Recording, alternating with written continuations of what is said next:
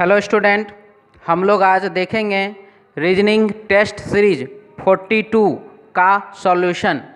जैसा कि पहला क्वेश्चन दिया गया है, नीचे दिए गए श्रृंखला में लुप्त संख्या ज्ञात कीजिए।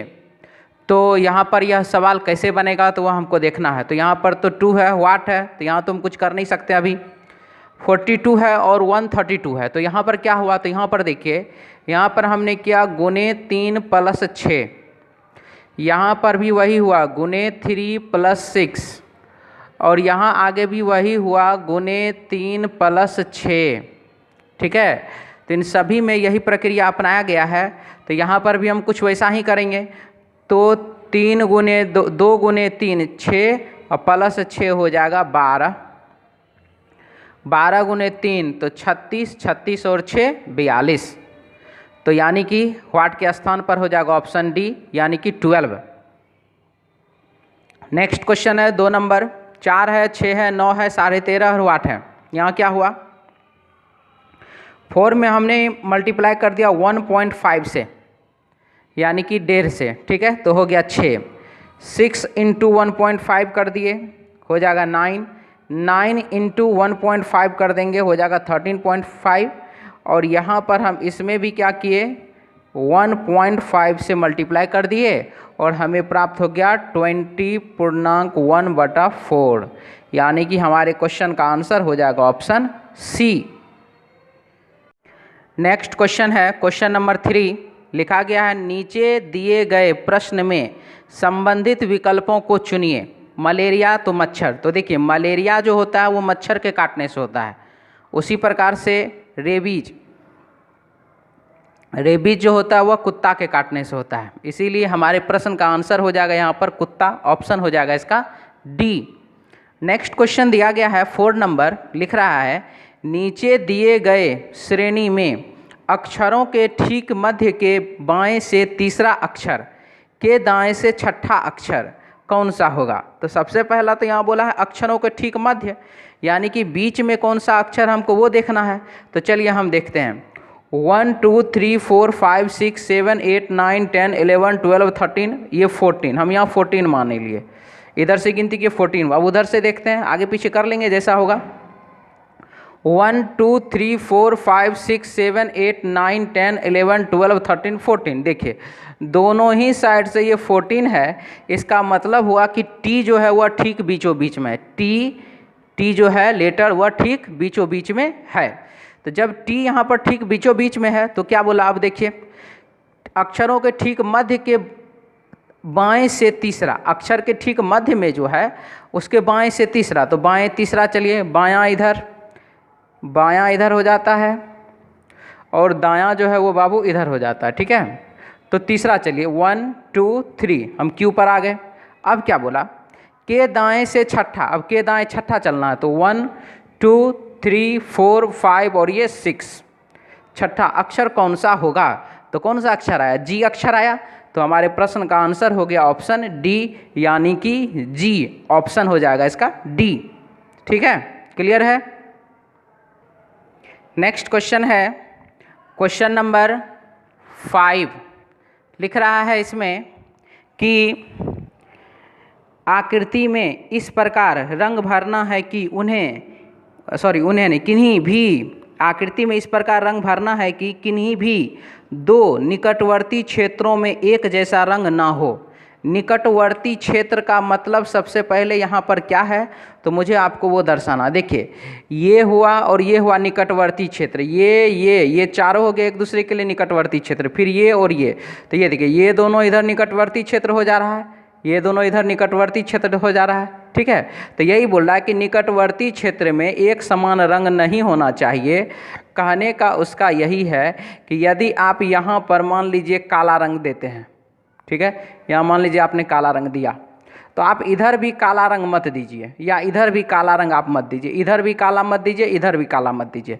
इसका मतलब यह हुआ कि जब यहाँ पर आप कोई भी रंग देते हैं, व्हाइट ही है, तो आप उसके बगल में यानी कि निकट में कोई भी व्हाइट रंग मत दीजिए, वहाँ दूसरा कोई रंग दीजिए। आपका मन है जो रंग देने का है, लेकिन कोई दूसरा कलर दीजिए, यानी कि एक समान रंग नहीं होना चाहिए निकटवर्ती क्षेत्र में, यह बोल रहा है। ठीक है, इसके बाद है तो इन आकृतियों में रंग भरने के लिए कम से कम कितने रंग की आवश्यकता होगी? इसमें रंग भरने के लिए कम से कम कितने रंगों की आवश्यकता होगी, इसमें यही बात बोला जा रहा है। तो देखिए हम इसमें रंग भरते हैं, 1 रंग भरे, यहाँ दूसरा भरे, यहाँ 1 भरे, यहाँ 2 भरे, यहाँ 1 भरे, यहाँ पर 2 भरे। ठीक है। अब यदि हम यहाँ 1 भरते हैं तो ये देखिए ये तो निकटवर्ती हो जाएगा ये दोनों, तब तो दिक्कत हो जाएगा, इसीलिए हम यहाँ पर 1 नहीं डालेंगे, हम यहाँ 2 डालते हैं। रंग 2, अब जैसे यहाँ रंग 2 दिए तो देख लीजिए ये निकटवर्ती तो नहीं है, निकटवर्ती ये है, निकटवर्ती ये है, निकटवर्ती ये है। यहाँ 2 दिए, यहाँ 1, यहाँ 2, यहाँ 1, यहाँ पर 2 और यहाँ पर 1। अब फिर हम यहाँ पर 1, यहाँ 2, 1, 2, 1, 2। अब आप देख लीजिए कोई भी क्षेत्र जो है, बगल वाला क्षेत्र जो है वह निकटवर्ती जो है एक समान रंग से नहीं है रंगा हुआ, सब अलग अलग रंगों से रंगा हुआ है। इसीलिए हमारे प्रश्न का यहाँ आंसर हो जाएगा ऑप्शन ए, यानी कि 2 रंग की आवश्यकता होगी, ऑप्शन ए। नेक्स्ट क्वेश्चन है, क्वेश्चन नंबर दिया गया है 6, लिखा गया है यदि a + b का तात्पर्य है a b की माता है, ठीक है, a भागा b का तात्पर्य है a b का भाई है, a गुना b का तात्पर्य है a b का बेटा है, a माइनस b का तात्पर्य है a b की बहन है, तो निम्न में से किसका तात्पर्य होगा कि c d की बहन है? मुझे c को बहन बनाना है d का, तो c को जब बहन बनाना है इसका मतलब हुआ कि मुझे c को स्त्री बनाना है। c को क्या बनाना है? स्त्री। c को फीमेल बनाना है। तो चलिए c को हम फीमेल बनाने के लिए देखते हैं क्या क्या उपाय कर सकते हैं। तो a + b का अर्थ है a b की माता है, अगर a के बाद प्लस का चिन्ह रहता तो वो माता हो जाती है, यानी कि स्त्री हो जाती है। तो उसी प्रकार से जब c के बाद प्लस का चिन्ह रहेगा तो वो माता होगी, माता होगी मतलब स्त्री होगी। a भागा b का अर्थ है भाई, भाई तो स्त्री नहीं हो सकता। a गुना b का अर्थ है पुत्र, तो ये भी पुत्र स्त्री नहीं हो सकता। a माइनस b का अर्थ है बहन, अगर c के बाद माइनस का चिन्ह हम दे देंगे तो वो बहन हो जाएगी। ठीक है, तो हमको यहाँ पर देखना है कि c के बाद, चूँकि हमको डायरेक्ट यहाँ पर बहन मिल रही है, c के बाद माइनस का चिन्ह दे देंगे तो वह बहन हो जाएगी। तो हम पहले क्या ढूंढेंगे? पहले माँ ढूंढेंगे कि पहले बहन ढूंढेंगे? तो सिंपल सी बात है, पहले बहन ढूंढेंगे। तो मुझे c के बाद माइनस का चिन्ह किस विकल्प में है? तो c के बाद माइनस का चिन्ह आंसर हो सकता है। c के बाद भागा का चिन्ह, प्लस रहता तो सोचते भी भागा है, पुरुष है, ये गलत। c के बाद गुना का चिन्ह, गुना तो पुरुष को दर्शाता है, गलत। c के बाद गुना का चिन्ह, गुना तो पुरुष को दर्शाता है, गलत। तो 4 ऑप्शन में से 3 ऑप्शन में c जो है वह पुरुष हो रहा है और बचा एक ऑप्शन में वह स्त्री हो रही है, बहन हो रही है। तो यही हो जाएगा हमारे प्रश्न का आंसर, ऑप्शन ए। ठीक है, क्लियर है। अब यही हो गया आपका 100%, यही आपका 100% आंसर है। अब अगर आपको मन है जांच करने का तो पिछले बहुत सारे टेस्ट में मैंने जांच करके दिखाया है, आप अगर चाहें तो उसी तरीके से जांच कर सकते हैं। ठीक है, चलिए आगे बढ़ते हैं। नेक्स्ट क्वेश्चन है, क्वेश्चन नंबर 7, लिखा गया दिए गए विकल्पों में से विषम शब्द ज्ञात करें। आंत्रज्वर यानी कि टाइफाइड, आंत्रज्वर टाइफाइड को कहते हैं। हैजा, ये तो जानते ही आप लोग हैजा क्या होता है। पीलिया, ये भी जानते हैं आप लोग, पीलिया मतलब हो जाता है आपको जॉन्डिस। ठीक है, और एड्स, ये तो मालूम ही है। तो हमारे पास है आंत्रज्वर, हैजा, पीलिया और एड्स। तो देखिए यह जो है आंत्रज्वर हो गया, हैजा हो गया और पीलिया हो गया, यानी कि जॉन्डिस हो गया। ये तीनों का तीनों जो है यह जीवाणु जनित यानी कि जीवाणु से होने वाला ये रोग है, जबकि एड्स जो है वह विषाणु से होने वाला, विषाणु से, ठीक है, वह विषाणु से होने वाला रोग है, विषाणु से होने वाला रोग है। इसीलिए हमारे प्रश्न का आंसर हो जाएगा एड्स, ऑप्शन हो जाएगा डी।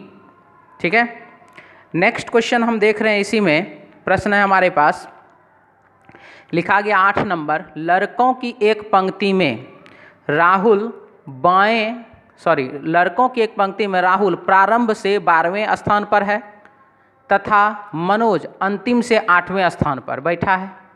यदि साकेत, जिसका स्थान अंतिम से 18वां है, राहुल और मनोज के ठीक मध्य में बैठा है, तो उस पंक्ति में कुल कितने लड़के हैं?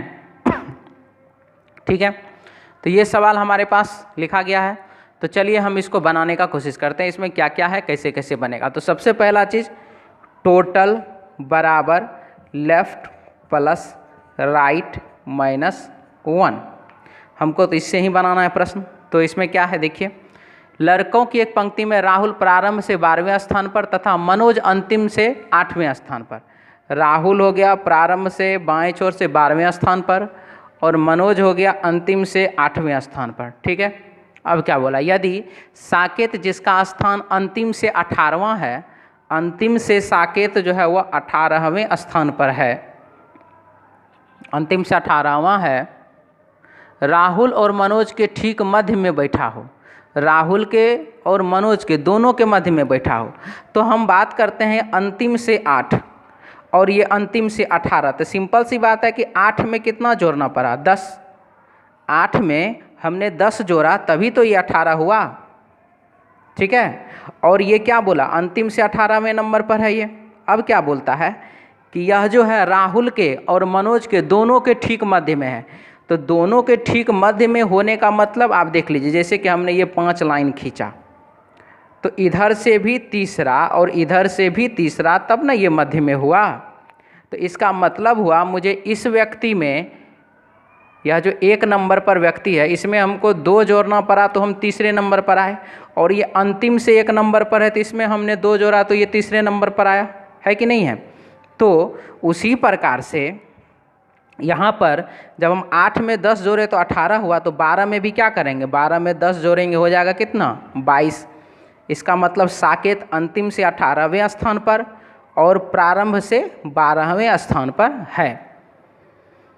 12 और 18 दोनों को जोड़ दीजिए हो जाएगा 40, और यहाँ पर -1 है, -1 तो करना ही है, क्योंकि साकेत एक ही लड़का, यही एक लड़का, इसी को हमने इधर से भी गिनती किया इधर से भी गिनती किया, तो इस लड़के को 2 बार ना गिनती कर लिए, इसीलिए साकेत तो 2 बार गिनती हो जाएगा। तो -1, 22 + 18 40 -1 हो गया कितना, 39, यानी कि 39।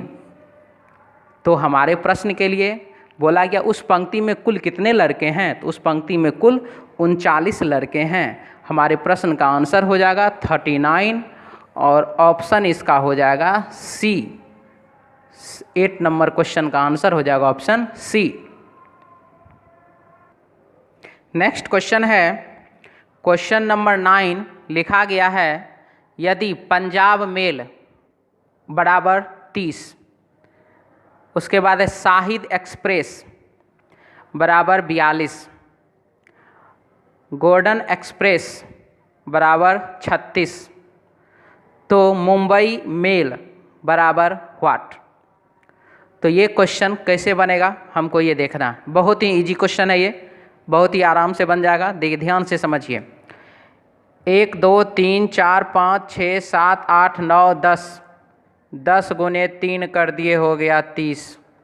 1 2 3 4 5 6 7 8 9 10 11 12 13 14, 14 गुने 3 कर दिए हो जाएगा 42।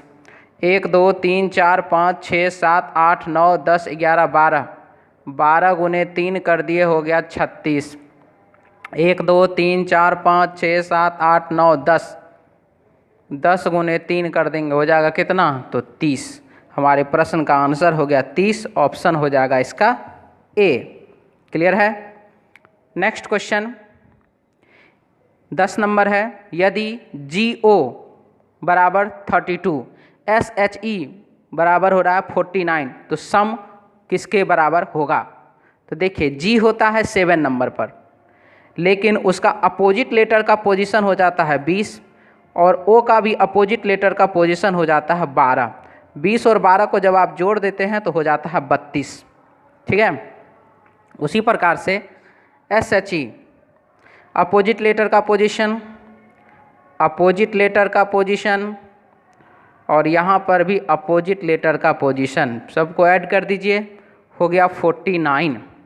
सेम उसी प्रकार से अपोजिट लेटर का पोजीशन, अपोजिट लेटर का पोजीशन, अपोजिट लेटर का पोजीशन और अपोजिट लेटर का पोजीशन, सबको आप ऐड कर दीजिए तो यहाँ पर हो जाएगा आपको कितना, तो हो जाएगा 56। हमारे प्रश्न का आंसर हो जाएगा 56, ऑप्शन हो जाएगा सी।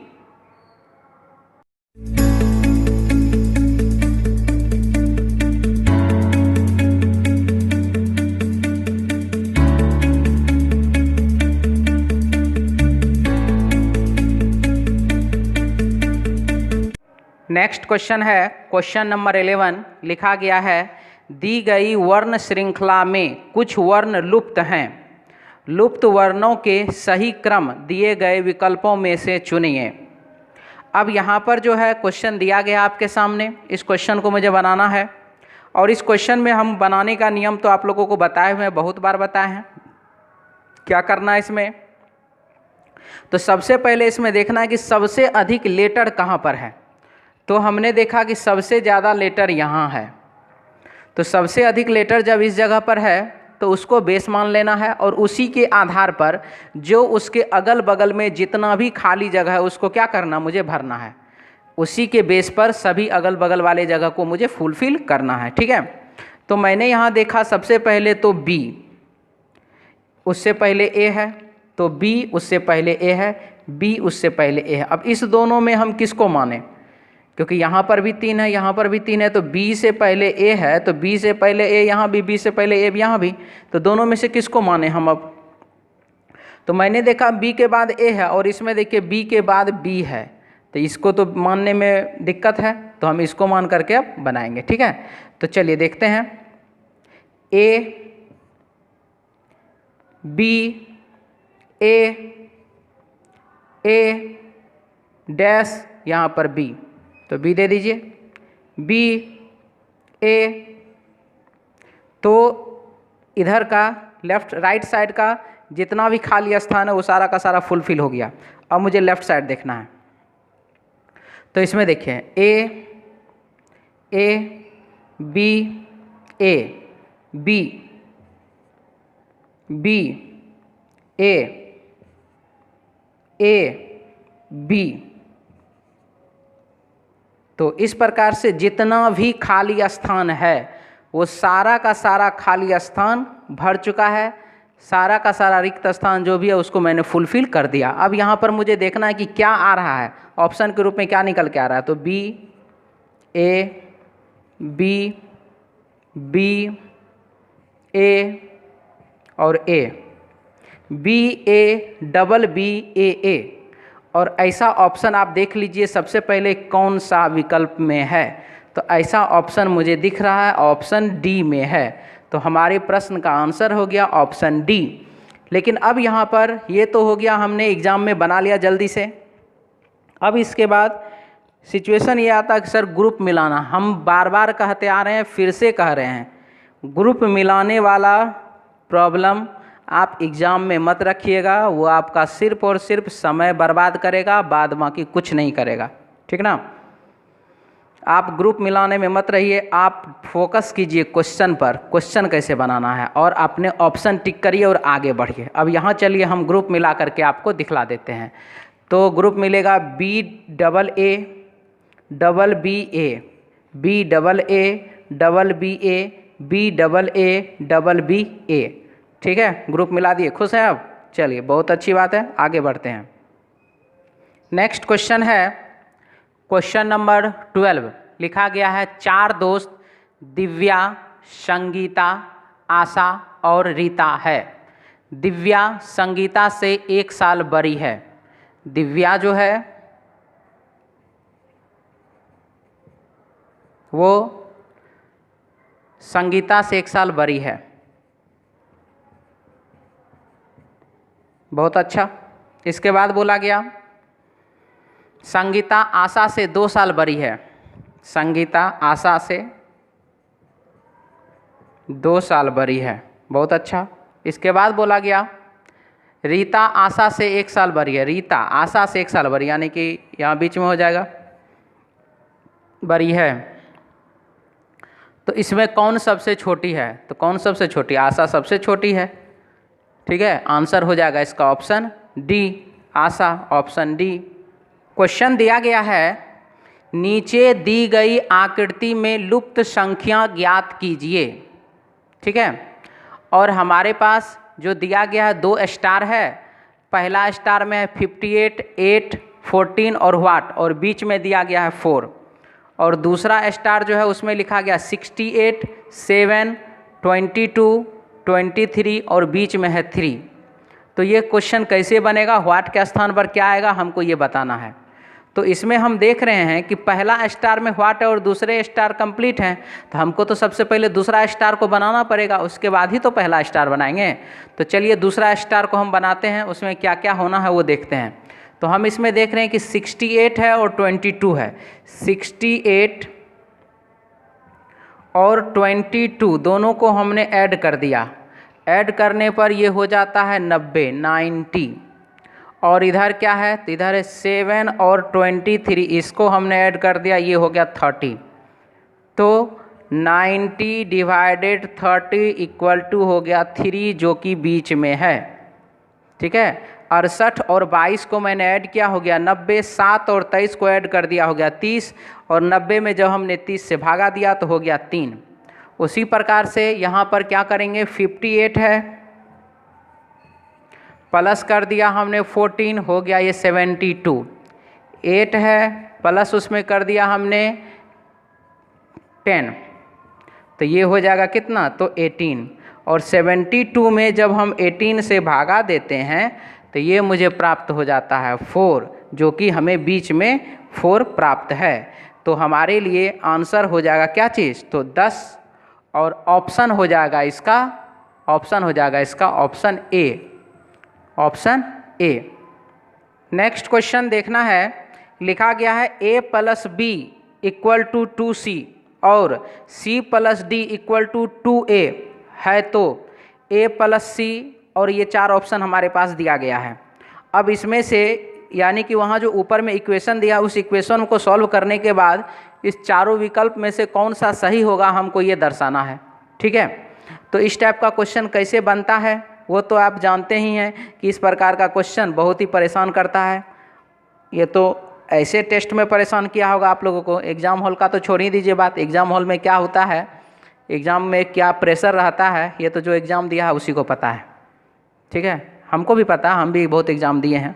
ठीक है, तो यहाँ पर सिचुएशन जा रहा है ये कि इस क्वेश्चन को आप अच्छे से कूल माइंड से जब सॉल्व करेंगे, प्रॉपर वे में जब आप सॉल्व कीजिएगा तो आराम से ये सॉल्व हो जाएगा, कहीं कोई दिक्कत नहीं होगा। लेकिन यदि जब आप इसमें ज़बरदस्ती दिमाग लगाइएगा, मतलब कि आप प्रेशर में जब दिमाग लगाइएगा यहाँ पर, तो ये प्रश्न जो है बिखर जाएगा, बनने नहीं देगा, बहुत ही परेशानी करेगा। तो चलिए हम इसका टेक्निक सीखते हैं। यदि इस टाइप का क्वेश्चन आपको एग्ज़ाम में आ जाता है तो आपको टेक्निक मालूम रहेगा, तो आप आराम से इसको बना सकते हैं। ठीक है, तो चलिए इस क्वेश्चन को देखते हैं क्या क्या हो रहा है इसमें। a plus B equal to 2c, a plus B equal to 2c, c plus D equal to 2a। ठीक है, अब इसमें क्या हुआ वो देखिए। तो हम इधर देख रहे हैं ये जो a प्लस बी 2c के बराबर है और c प्लस डी 2a के बराबर है।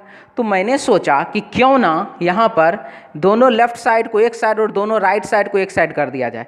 ये लेफ्ट राइट क्या बीच में आ गया, नहीं समझ में आया। देखिए लेफ्ट और ये राइट, ये वाला इधर लेफ्ट और ये वाला इधर राइट।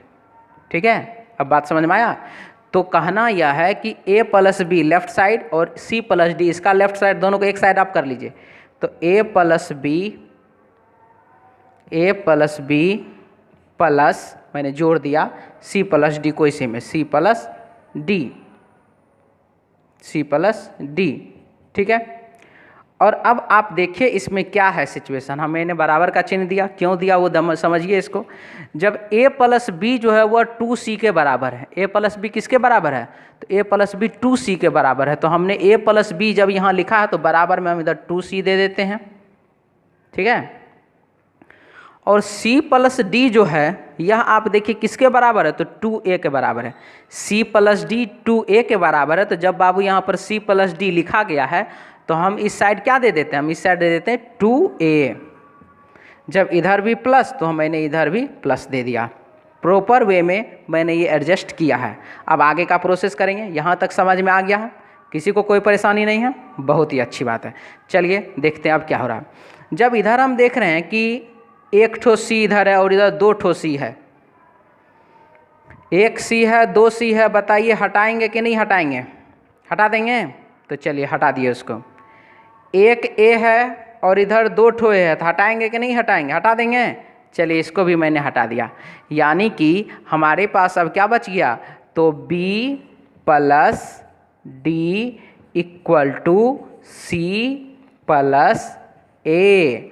और अब आप देख लीजिए ऐसा किस विकल्प में दिया गया है, और ऐसा आप देख रहे हैं B प्लस डी और A प्लस सी, ये दिया गया ऑप्शन ए में। तो हमारे प्रश्न का आंसर हो जाएगा ऑप्शन ए। क्लियर है? समझ में आया? कोई दिक्कत भी इसमें? लाइक कीजिए, शेयर कीजिए और सब्सक्राइब भी कीजिए, बेल आइकन भी ज़रूर दबाना है, ठीक है। क्वेश्चन है 1272 से यानी कि 1272 से जिस प्रकार संबंधित है, इनमें से कौन इसी प्रकार संबंधित नहीं है? कौन इसी प्रकार संबंधित नहीं है, यहाँ पर ये पूछा जा रहा, कौन संबंधित नहीं है। तो देखिए इसमें क्या हो रहा है, तो 12 का स्क्वायर 144 और उसमें जब हम 2 से भागा दे रहे हैं तो हो जा रहा है 72, ठीक है। 12 का स्क्वायर 144 और उसमें जब 2 से भागा दे रहे हैं तो हो रहा 72। अब यही सिचुएशन होना चाहिए, नहीं होना चाहिए, तो नहीं होना चाहिए। तो 8 का स्क्वायर 64, 64 में 2 से भागा देंगे तो 32, ये तो हो रहा है। 10 का स्क्वायर 100, 100 में जब हम 2 से भागा देंगे तो 50, ये भी हो रहा है। 4 का स्क्वायर 16 और 16 में जब हम 2 से भागा देंगे तो होगा 8, लेकिन लिखा हुआ 32, यानी कि 16 में गुने 2 हो रहा है, ठीक है। तो इसमें ऐसा संबंधित या इस प्रकार संबंधित नहीं है। 6 का स्क्वायर 36, 36 में जब हम 2 से भागा देते तो होता 18, यानी कि कौन सा इसी प्रकार संबंधित नहीं है। तो हमारे प्रश्न के लिए आंसर हो जाएगा ऑप्शन 4, ऑप्शन सी, यानी कि 4 और 32, ठीक है। क्वेश्चन है दिए गए प्रश्न में संबंधित विकल्पों को चुनिए, ठीक है। और इसमें लिखा गया है 2 है और 5 है, 4 है 18 है, 6 है 39 है, 8 है और 68 है, और साथ ही साथ 10 है और व्हाट है। तो इसमें क्या होगा वह हमको पता करना है। तो चलिए देखते हैं क्या हो रहा है। तो 2 का हमने कर दिया स्क्वायर और इसमें हमने प्लस कर दिया 2 डिवाइडेड 2, यानी कि 2 में भागा 2 से दे दिए तो हो जाएगा कितना 1। तो 2 का स्क्वायर हो गया 4 और 2 में 2 से भागा दिए 1, हो जाएगा कितना तो 5, ठीक है। 4 है 18 है, 4 का स्क्वायर 16 प्लस इसमें क्या किया गया, प्लस किया गया 4 का भागा 2, तो 4 का भागा 2 कितना हो गया तो 2। तो 16 में 2 से जोड़ दी, जो 2 जोड़ दिए कितना हो गया तो 18। 6 है 39 है, 6 का स्क्वायर तो 36, 36 में क्या जोड़ा गया तो 6 भागा 2, 6 भागा 2 हो गया 3, यानी कि 36 में हमने 3 जोड़ा, हो गया कितना 39। उसी प्रकार से 8 का स्क्वायर 64, 64 में क्या जोड़ेंगे तो 8 भागा 2 हो जाएगा कितना तो 4, यानी कि 64 में 4 जोड़े हो गया 68। उसी सेम स्थिति के हिसाब से 10 का स्क्वायर 100 और 100 में जोड़ दिया गया 10 भागा 2 यानी कि 5, तो 100 में 5 जोड़ दिए हो गया कितना 105। तो हमारे प्रश्न का आंसर हो गया 105, ऑप्शन हो गया बी। यहाँ पर हो जाएगा बॉक्स में 105, ऑप्शन बी, ठीक है। क्लियर है? नेक्स्ट क्वेश्चन है, क्वेश्चन नंबर है 17। लिखा गया है एक घड़ी के घंटे की सुई 12:30 बजे उत्तर की ओर तथा मिनट की सुई दक्षिण की ओर इंगित करती है, तो 1:45 बजे घंटे की सुई किस दिशा की ओर इंगित होगी? ठीक है, तो यहाँ पर जो सिचुएशन है हमारे पास, क्या बनाना हमको, नॉर्थ, ईस्ट, साउथ और वेस्ट। ठीक है, इसी से हम प्रश्न बनाते हैं। क्या कहा गया इसमें? तो इसमें बोला गया है 12:30 हो रहा है एक घड़ी में घंटे की सुई 12:30 बजे उत्तर दिशा की ओर है, तो उत्तर दिशा की ओर है घंटा का सुई, बहुत अच्छा। तथा मिनट की सुई दक्षिण दिशा की ओर है, तो मिनट का सुई जब दक्षिण दिशा की ओर है तो 12:30 बजे 12:30 होने पर मिनट की सुई कहाँ रहेगा? 3 पर, 6 पर, 9 पर, 12 पर। तो देखिए 0 मिनट होता है तो 12 पर रहता है, 15 मिनट होता है तो 3 पर रहता है मिनट का सुई जब 6 पर रहता है तो उसको 30 मिनट कहते हैं, जब 9 पर रहता है उसको 45 मिनट कहते हैं, और जब 12 पर रहता है उसको 0 मिनट भी कहते हैं और 60 मिनट भी कहते हैं। ठीक है, तो अब यहाँ सिचुएशन है कि बोला गया 30 मिनट, तो 30 मिनट का मतलब है कि मिनट का सुई रहेगा 6 पर और मिनट की सुई दक्षिण दिशा को इंगित करती है, यानी कि यहाँ पर हो जाएगा 6। ठीक है, 12, 3, 6, 9 के हिसाब से जब हम चलेंगे तो यहाँ पर 6 के बाद क्या होगा? तो 9, 6 से पहले क्या होगा? 3, यहाँ पर क्या होगा? तो 12। प्रश्न में क्या बोला? तो प्रश्न में बोला 1:45 होने पर घंटे की सुई किस दिशा की ओर होगी? 1:45 घंटा का सुई, तो 1:45 पर घंटा का सुई जो रहता है वो रहता 1 और 2 के बीच में। कहाँ रहता है? तो वो रहता 1 और 2 के बीच में, और 1 और 2 के बीच में होने का सीधा मतलब है नॉर्थ और ईस्ट के बीच में, और नॉर्थ और ईस्ट के बीच में कौन सा दिशा होता है? तो नॉर्थ और ईस्ट के बीच में होता है नॉर्थ ईस्ट। तो हमारे प्रश्न का आंसर हो जाएगा नॉर्थ ईस्ट, ऑप्शन हो जाएगा इसका डी, ऑप्शन हो जाएगा डी। नेक्स्ट क्वेश्चन है 18 नंबर, लिखा है मेरा जन्म 11 अगस्त को हुआ था। मेरा जन्म 11 अगस्त को हुआ था। ठीक है, बहुत अच्छा। तो अब यहाँ पर सिचुएशन है कि 11 अगस्त को उसका जन्म हुआ, तो सबसे पहले हम 11 अगस्त लिख लें। 11 अगस्त को उसका जन्म हुआ था। अब क्या बोला गया इसमें? इसके बाद बोला गया इसमें कि राहुल मुझसे 11 दिन छोटा है। अब यहाँ सिचुएशन समझिए, अगर किसी का जन्म 11 अगस्त को हुआ और उससे 11 दिन छोटा है, तो जो बड़ा है वो पहले जन्म लेता है और जो छोटा है वो बाद में जन्म लेता है। तो जब छोटा है बाद में जन्म लेगा, देखिए सीधी सीधी बात है, अगर 1990 में एक आदमी कोई जन्म लिया तो ये बड़ा, और 1991 में जो जन्म लेगा वो छोटा, सीधा सीधा बात है। तो यहाँ पर 11 अगस्त को जब कोई जन्म लिया और उससे कोई राहुल है जो कि उससे 11 दिन छोटा है, 11 दिन छोटा है तो 11 दिन पहले जन्म लेगा, 11 दिन बाद जन्म लेगा, तो 11 दिन बाद 1991 के बाद 1991, उसी प्रकार से यहाँ पर 11 दिन बाद जन्म लेगा। कुछ सभी लगभग विद्यार्थी तो यहाँ पर 11 अगस्त में से 11 दिन घटा दिए होंगे, इस बात का गारंटी लेते हैं हम। ठीक है, आप लोगों के नेचर को तो समझते हैं अच्छे से। 11 अगस्त में से 11 दिन घटा दिया होगा ज़्यादा विद्यार्थी। ज़्यादा मतलब सभी नहीं होता है, ज़्यादा मतलब होता है ज़्यादा, 100 में से 90 विद्यार्थी मान के रखिए। तो 11 दिन बाद जन्म लेगा तभी तो वो छोटा होगा। तो 11 में 11 जोड़े 22 अगस्त को हो गया राहुल का जन्म। ठीक है, 22 अगस्त को। अब क्या बोला? इस वर्ष स्वतंत्रता दिवस सोमवार को पड़ा। सोमवार को यानी कि 15 अगस्त को जो है वो सोमवार का दिन बोल रहा है। ठीक है, 15 अगस्त को कौन सा दिन? तो 15 अगस्त को बोल रहा है सोमवार। सोमवार है, तो इससे क्या होगा? अब देखिए क्या होगा। अब बोला इसमें तो राहुल का जन्म किस दिन पड़ेगा?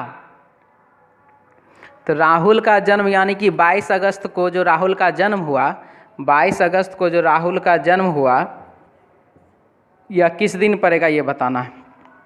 सिंपल सा सवाल है। 7 या 7 का गुणज जब हम किसी दिन में जोड़ते या घटाते हैं तो वही दिन वापस आता है। जब हम किसी भी दिन या तारीख में 7, 14, 21, 28, 35, 42, 49, 56, 63 ये सब जब हम जोड़ते हैं या घटाते हैं तो वही दिन वापस आता है। तो यहाँ पर तो 7 दिन आप घटा दीजिए, 7 दिन आप जोड़ दीजिए। 15 अगस्त को सोमवार, 15 अगस्त में आप 7 दिन जोड़ दिए तो हो जाएगा आपको 22 अगस्त, और 22 अगस्त को जो है सोमवार का दिन होगा।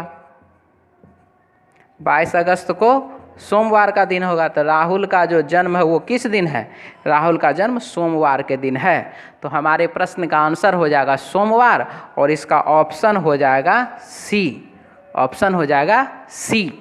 क्लियर है? समझ में आ रहा है?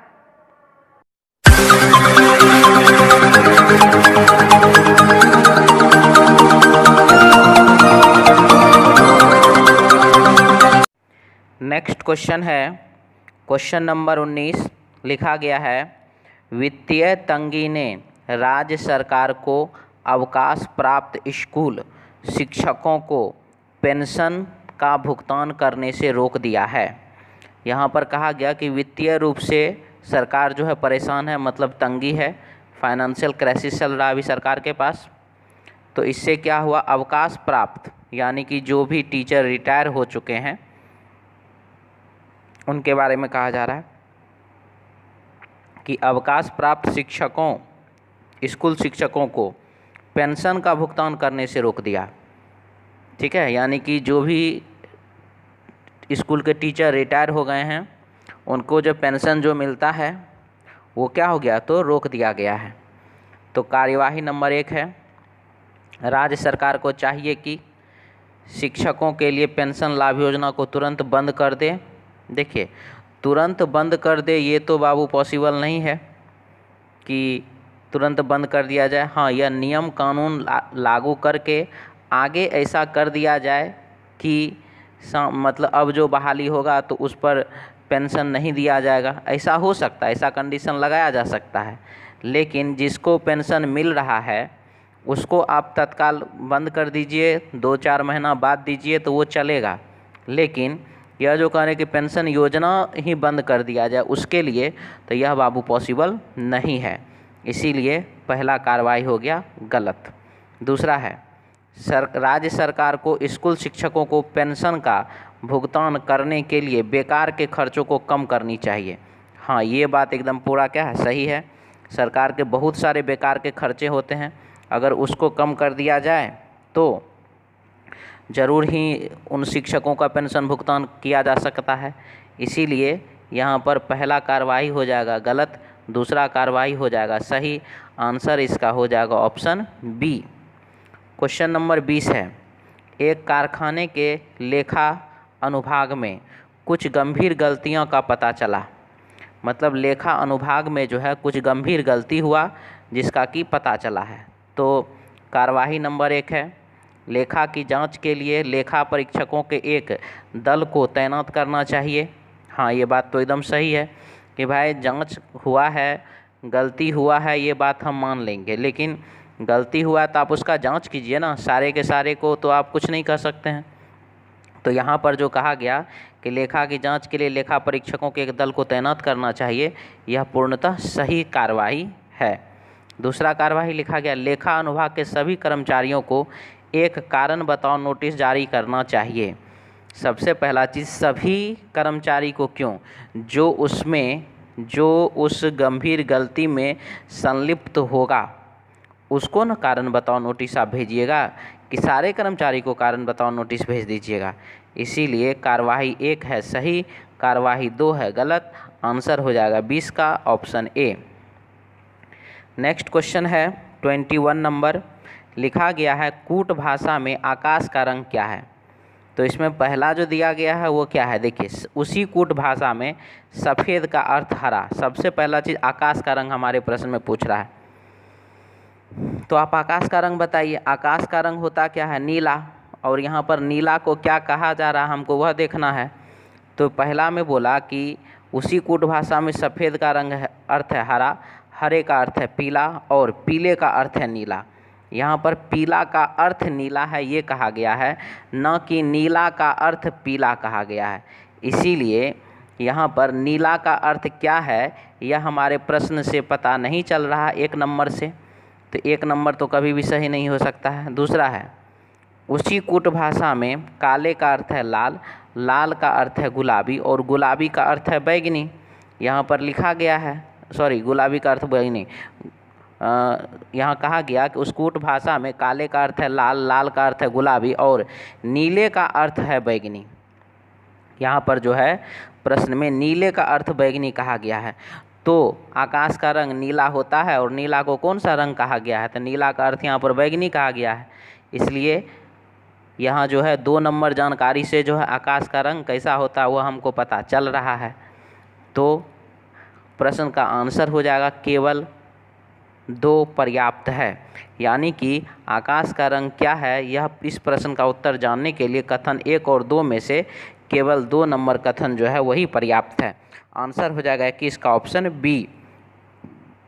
22 नंबर क्वेश्चन है, एक व्यक्ति को निरक्षर कहा जाता है जब, एक व्यक्ति को निरक्षर कहा जा रहा है तो निरक्षर कब कहिएगा? आप किसको निरक्षर कहिएगा, कब कहिया गया, कब कहिएगा कि यह निरक्षर है, यह हमसे पूछा जा रहा है। तो नंबर 1 है, वह लिख सकता है परंतु पढ़ नहीं सकता। अगर वह लिख सकता है तब तो वह निरक्षर है ही नहीं। निरक्षर होना मतलब कि उसको अक्षर का ज्ञान नहीं है, और यहाँ पर वह लिख रहा है इसका मतलब उसको अक्षर का ज्ञान है, इसीलिए पहला गलत। दूसरा, वह बिल्कुल पढ़ अथवा लिख नहीं सकता, एकदम सही बात। अगर वह सामने वाला यदि ना तो पढ़ सकता है और ना ही लिख सकता है तो इसका मतलब है कि वह निरक्षर है, पूर्णतः सही हुआ। ऑप्शन सी, वह कभी स्कूल नहीं गया। स्कूल जाने से और स्कूल नहीं जाने से कोई मतलब यहाँ नहीं है, इसलिए ये भी गलत। ऑप्शन डी, वह पढ़ सकता है परंतु लिख नहीं सकता। पढ़ सकता है तो उसको अक्षर का ज्ञान है, ये जो कहिएगा कि पढ़ सकता है तो अक्षर का ज्ञान नहीं है, ये तो गलत बात है।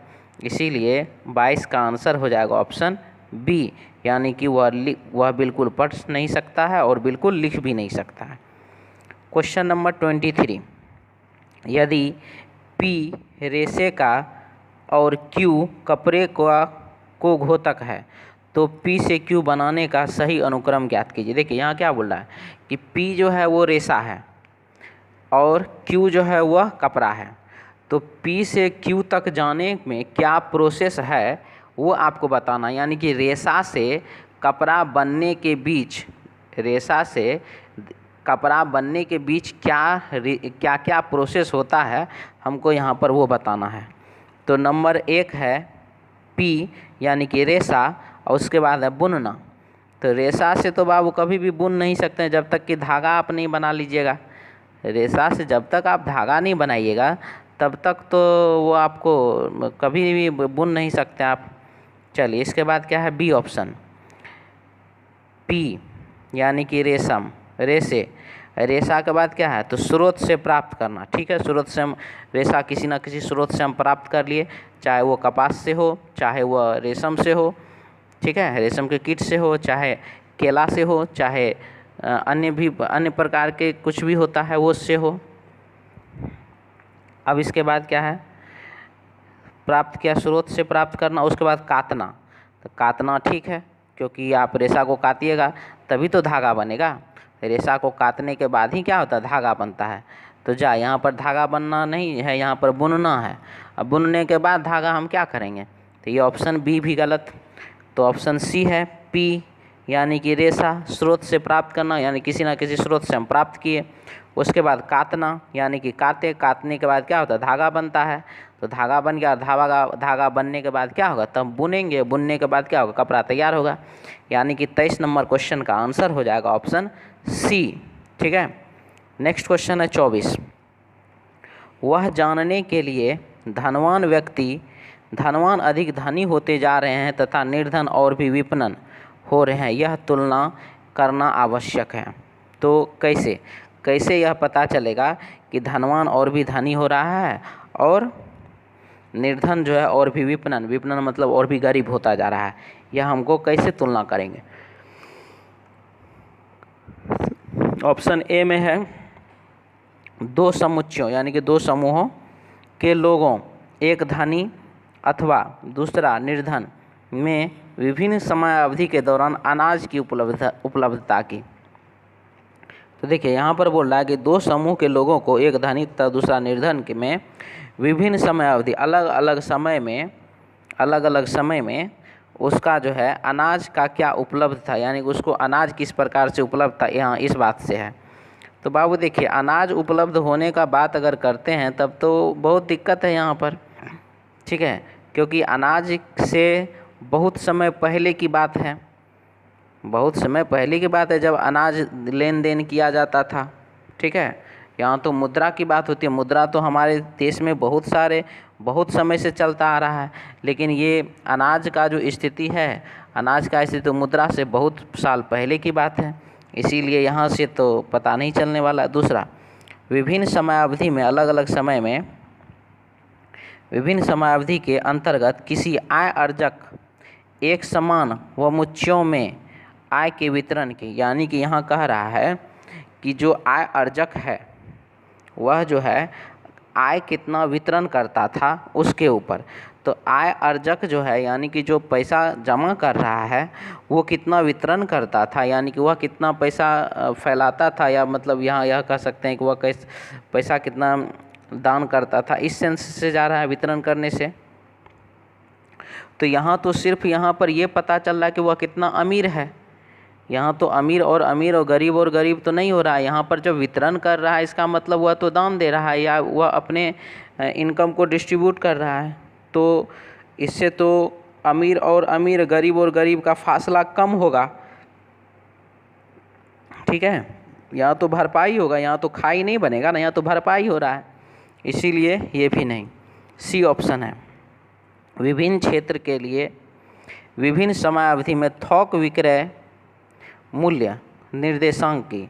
तो देखिए थोक विक्रय मूल्य निर्देशांक से कुछ यहाँ पर गरीब और अमीर होता जा रहा है, ये पता नहीं चलता है, ठीक है, इसीलिए ये बात गलत है। डी ऑप्शन है।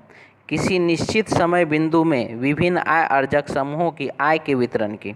देखिए ये क्या बोला, विभिन्न समय अवधि में अलग अलग समय में आय अर्जक,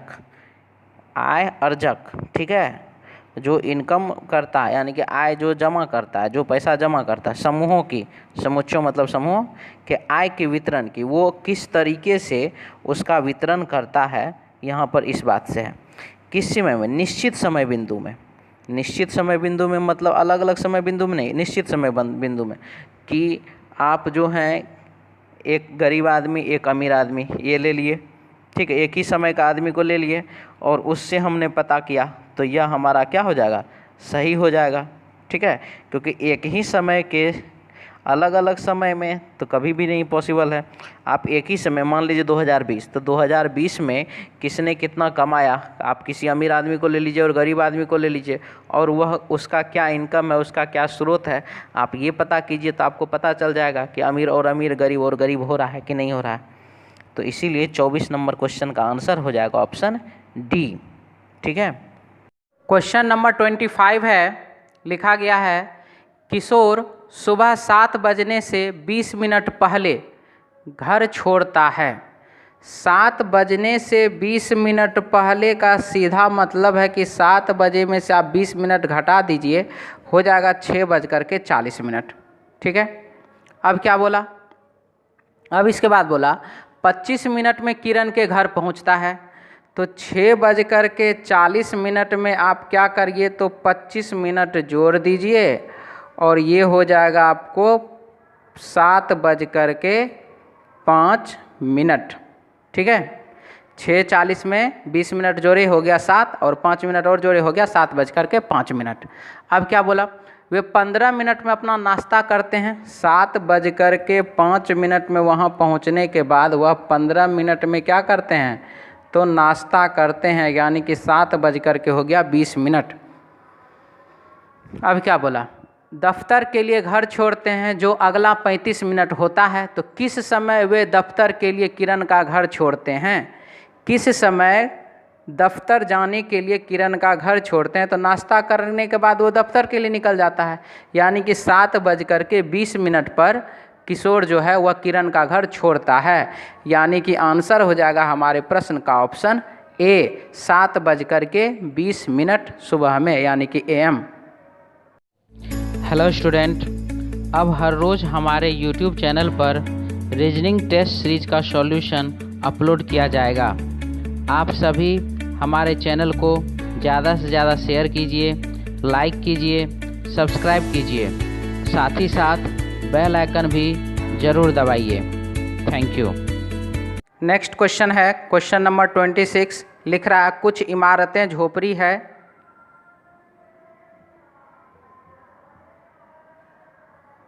कुछ इमारत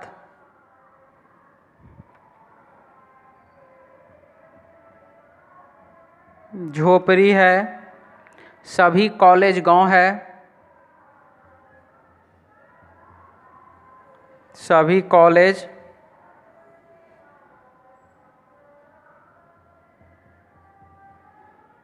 गांव है। इसके बाद दर्शाया गया है क्या चीज़? कुछ गांव इमारत है। तो गांव और इमारत को अटैच किया है, ठीक है। तो ये हम यहाँ से गांव और इमारत को जो है हम अटैच कर देते हैं कि कुछ इमारत गांव है, कुछ गांव इमारत है। हो गया।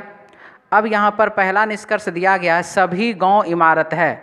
आप देखिए तो क्या सारा का सारा गांव जो है वो इमारत के अंदर है क्या? सारा का सारा गांव क्या इमारत के अंदर है? नहीं, तो गलत। दूसरा, कुछ गांव झोपड़ी है।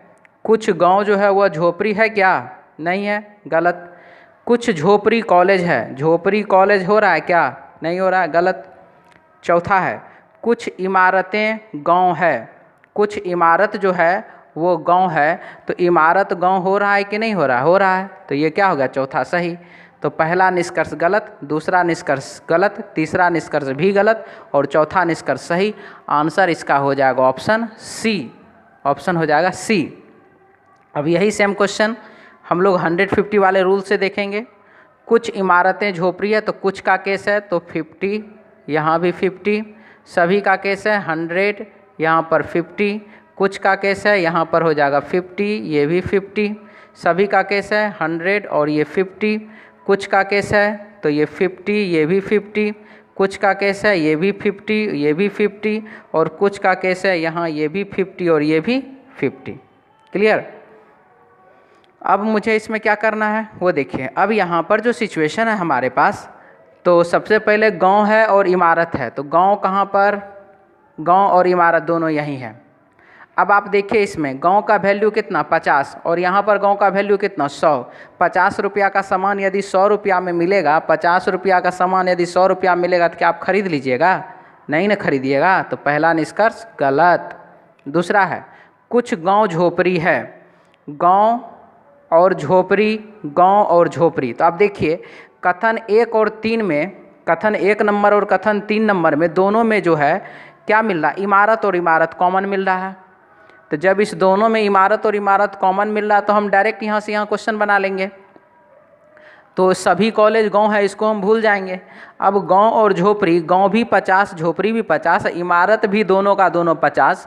आपको मालूम है दो कथन से मिलकर निष्कर्ष बनाने के लिए एक कॉमन टर्म की आवश्यकता होती है। तो कॉमन टर्म तो इमारत और इमारत मिल गया। कॉमन टर्म में कम से कम एक 100 होना जरूरी है। कॉमन टर्म में क्या 100 है? 50, ये भी 50। तो जब कॉमन टर्म में कोई 100 है ही नहीं तो रिलेशन बनेगा ही नहीं। इसीलिए दूसरा निष्कर्ष भी हो गया गलत। तीसरा है कुछ झोपड़ी कॉलेज है। झोपड़ी और कॉलेज, तो इमारत इमारत हमको तो यहाँ गांव गांव मिलाना पड़ेगा, इमारत इमारत मिलाना पड़ेगा, तभी तो कॉलेज और झोपड़ी मिलेगा। तो जैसे ही हम इमारत और इमारत मिलाए या जैसे ही हम गांव और गांव मिलाए तो दोनों गांव 50 है, दोनों इमारत 50 है। कॉमन टर्म जो मिलेगा उसमें से तो कम से कम एक 100 होगा। यहाँ पर चारों कॉमन टर्म, चारों का चारों 50, तो यह तो रिलेशन बनेगा नहीं। इसीलिए तीसरा निष्कर्ष भी गलत। चौथा है कुछ इमारतें गाँव है। इमारत 50, इमारत 50, गांव 50, गांव 50 सिंगल स्टेटमेंट से बन रहा है, सिंगल स्टेटमेंट से बन रहा है। ये भी पॉजिटिव, ये भी पॉजिटिव। निष्कर्ष चौथा हो क्या? सही। तो पहला गलत, दूसरा गलत, तीसरा गलत, चौथा सही। आंसर हो जाएगा 26 का ऑप्शन सी। ऑप्शन सी, ठीक है। नेक्स्ट क्वेश्चन है क्वेश्चन नंबर 27। लिखा गया कुछ पक्षी कीट है। कुछ पक्षी कीट है, सभी पक्षी तितलियां हैं, सभी पक्षी जो है वह तितली है, कुछ सभी कीट सर्प है, और सारा का सारा जो कीट है वो क्या है, सर्प है, सर्प है। तो पहला निष्कर्ष है कुछ सर्प पक्षी है, सर्प जो है कुछ सर्प पक्षी है, इधर वाला देख लीजिए है तो सही। दूसरा हो गया कुछ तितलियां कीट है, कुछ तितली देख लीजिए इधर वाला कीट है, सही। तीसरा है कुछ सर्प तितलियां हैं, कुछ सर्प जो है वो तितली है, देख लीजिए तो ये भी क्या, सही। चौथा है कुछ कीट पक्षी है और कुछ कीट जो है वह पक्षी है, तो ये भी क्या है, सही है। तो पहला निष्कर्ष सही, दूसरा भी सही, तीसरा भी सही और चौथा निष्कर्ष भी सही। तो हमारे प्रश्न का आंसर हो जाएगा सभी सही है। ऑप्शन हो गया इसका सी, ऑप्शन हो जाएगा सी। अब इसी क्वेश्चन को हम लोग 150 वाले रूल से देखेंगे, उसमें क्या ये बन रहा है। देखिए कुछ का केस है तो 50, यहाँ भी 50, सभी का केस है तो 100, यहाँ पर 50, सभी का केस है ये हो जाएगा आपको 100 और ये हो जाएगा आपको 50, ठीक है। इसके बाद है निष्कर्ष में कुछ सर्प पक्षी है तो सर्प 50, पक्षी 50, कुछ का केस है 50, यहाँ पर भी 50, सर्प कुछ का केस है 50, यहाँ भी 50, कुछ का केस है ये भी 50 और यहाँ भी 50, ठीक है।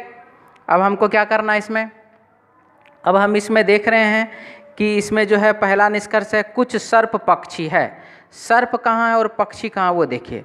तो सर्प यहाँ, पक्षी यहाँ, कॉमन मिला दोनों में कीट और कीट, कॉमन क्या मिला, कीट और कीट। अब यहाँ पर एक स्टूडेंट का सवाल कि सर जब सर्प यहाँ पक्षी यहाँ तो इसी दोनों से क्यों नहीं बनाया, जो आप वहाँ चले गए। तो बाबू सुग्गा, यहाँ बात ये हो रहा है कि इस दोनों से यदि आप, इस पक्षी और इस सर्प से यदि आप निष्कर्ष बनाएंगे तो बाबू इसमें कीट है और इसमें तितली है, कॉमन कुछ मिला तो कॉमन तो नहीं मिला, और जब कॉमन मिला ही नहीं तो क्या रिलेशन आगे बढ़ेगा। समझ में आया बुआ, समझ में आया ना बाबू, अब तो दिक्कत नहीं ना सुगा। चलिए अब देखते हैं इसमें क्या है।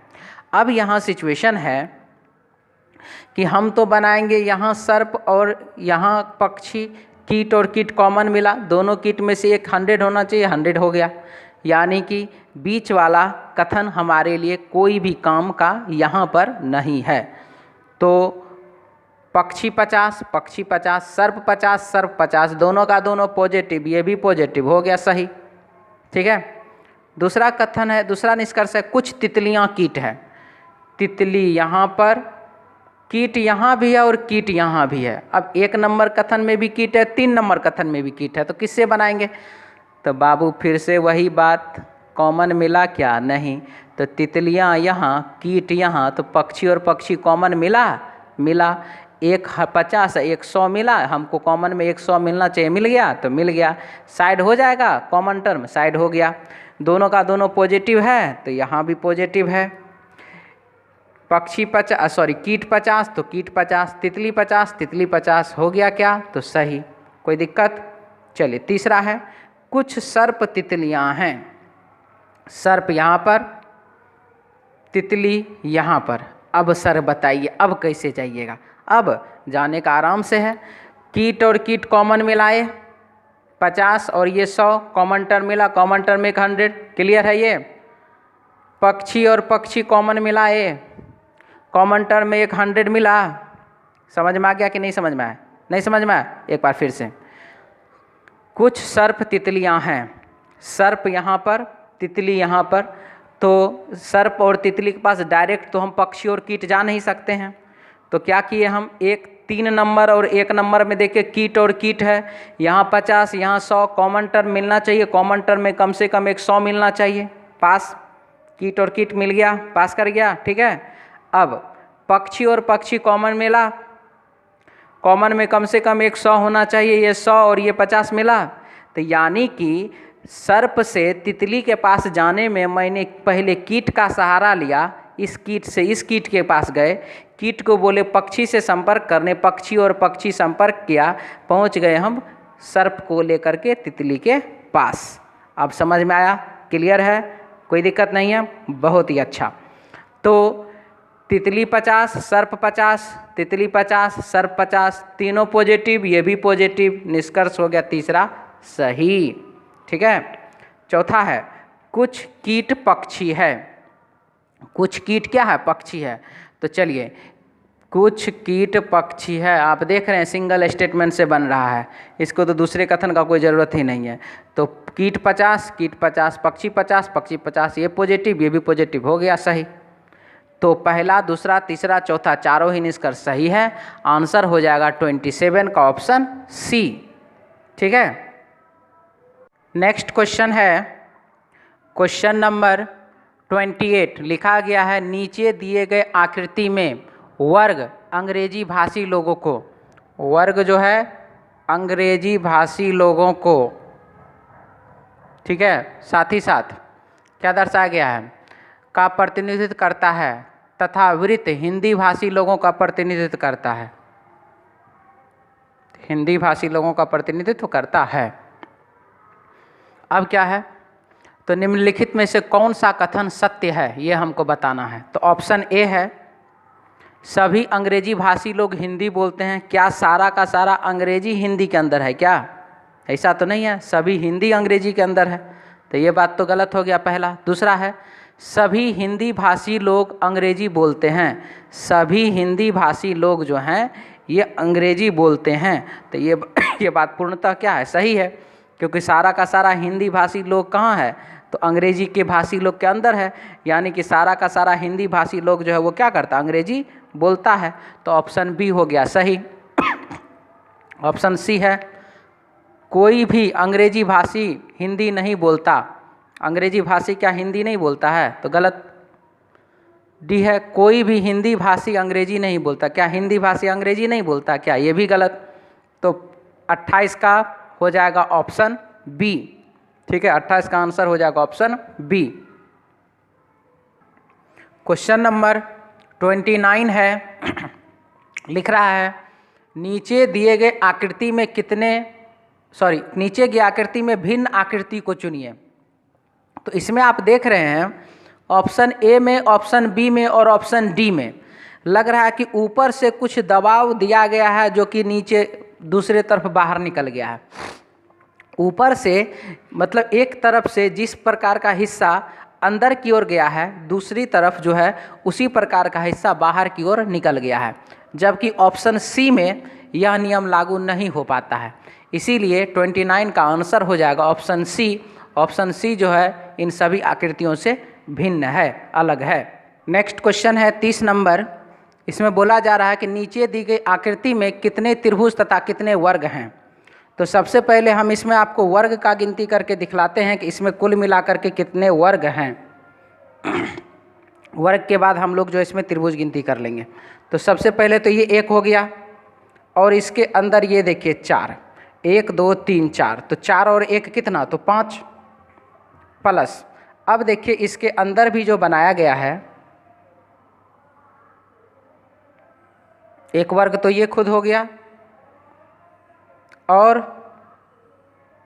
इसके बाद अंदर में देखिए यहाँ से यहाँ भी बनाया गया। आप देख लीजिए यहाँ पर आपको आराम से नज़र आ जाएगा, यहाँ से अब अच्छे से नज़र आ जाएगा। ये देखिए एक वर्ग, ये दूसरा वर्ग, ये तीसरा वर्ग और ये चौथा वर्ग, और एक वर्ग ये वाला, तो 5। तो 5 और 5 कितना? तो 10। यहाँ पर जो है वर्गों का संख्या हो गया आपको 10। इसमें जो है 10 वर्ग है। अब हम इसमें त्रिभुज गिनती करेंगे, ठीक है। तो इसमें कुल मिलाकर के कितने त्रिभुज हैं वो देखना हमको। देखिए ध्यान से, आराम से देखिए, कोई हड़बड़ाहट नहीं है, आराम से सब समझ में आ जाएगा आपको। तो सबसे पहला चीज़, त्रिभुज गिनती करने के लिए ये देखिए, ये हमने एक लाइन खींचा और ये 2 त्रिभुज हो गया। तो इसी प्रकार से इसमें जितना भी लाइन है आप पहले वो खींच दीजिए। खींच दिए, इतना ही लाइन है। अब इस लाइन को आप क्या करिए? तो काउंट करिए, 1 2 3 4 5 6 7 8। 8 × 2 कर दीजिए, हो जाएगा कितना? तो 16। यानी कि इतना में कुल मिलाकर के 16 त्रिभुज है। इसके बाद क्या किया गया, अंदर में इस प्रकार से बनाया गया है और आप अंदर में फिर काउंट कर लीजिए कितना है, 1 2 3 4 5 6 7 और 8, ठीक है। ये 8 हो गया, तब इसको गिनती कर लीजिए तो 8 × 2 फिर कर देंगे हम, कितना हो जाएगा 16। अब इसके बाद अब देखिए, ये तो हमने इस अंदर का और ये अंदर का गिनती किया था, लेकिन जैसे ही मैंने ये वाला लाइन खींचा, ये देखिए एक त्रिभुज यहाँ से यहाँ बना और एक त्रिभुज बाबू यहाँ से यहाँ बना, यानी कि 1 2 3 4 5 6 7 और ये 8, तो 16 + 16 + 8 हो जाएगा कुल मिला के कितना, तो 40, ठीक है। ये हो गया कुल मिला के कितना, तो 40। अब इस 40 के बाद, अब इसको ध्यान से समझिए, अभी और है इसमें, ये मत सोचे हो गया। हम यहाँ पर गिनती किए थे, अभी हम यहाँ दिखलाते हैं। ये देखिए, ये जो हमारा है, ये यहाँ से यहाँ 1, ये यहाँ से यहाँ एक त्रिभुज जो हमने गिनती यहाँ छोड़ा था, एक त्रिभुज ये हो गया, क्योंकि ये 1 हुआ, ये 1 हुआ 2, लेकिन ये तो तीसरा है ना, तो यहाँ पर 1 और 1 ये तो हमने गिनती कर लिया है इस 8 में, और ये वाला हम आपको समझाने के लिए, बारीकी से समझाने के लिए, एक एक पॉइंट समझाने के लिए हमने इस तरीके से अपनाया है। तो ये देख लीजिए, यहाँ से यहाँ 1, ये वाला यहाँ से यहाँ 2, ये वाला यहाँ से यहाँ 3 और ये वाला यहाँ से यहाँ 4, तो कितना हो गया 40 और 4 कितना हो जाएगा 44, यानी कि हमारे प्रश्न में कुल मिलाकर के 44 त्रिभुज है, 10 वर्ग है, और हमारे प्रश्न का आंसर हो जाएगा इसका ऑप्शन ए, आंसर हो जाएगा ऑप्शन ए। क्लियर है आप लोगों का? चलिए, ओके। उम्मीद है आप लोगों को क्लास अच्छा लग रहा होगा। आप लोग चैनल को ज्यादा से ज्यादा शेयर करें, कमेंट करें, लाइक करें और सब्सक्राइब करें। और हमारे फेसबुक पेज पर भी क्वेश्चन आता है। यदि आप लोग को फेसबुक पेज से क्वेश्चन बनाना है तो आप लोग डिस्क्रिप्शन बॉक्स में जाकर लिंक से ओपन कर सकते हैं।